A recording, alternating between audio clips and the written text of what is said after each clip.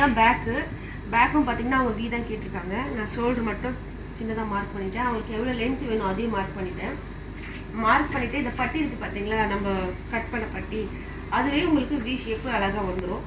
இங்கே இருந்து அப்படியே இங்கே ஜாயின் பண்ணிக்கோங்க. வேறு நீங்கள் எதுவுமே பண்ண வேண்டாம். ஏன்னா ஒருத்தவங்க V நெக்குன்னு சொல்லிட்டு ரொம்ப எடுத்துருவாங்க, ஷோல்டர் அடி வாங்கிடும். அப்படியே கட் பண்ணி காட்டுறேன் பாருங்க அவங்களுக்கு.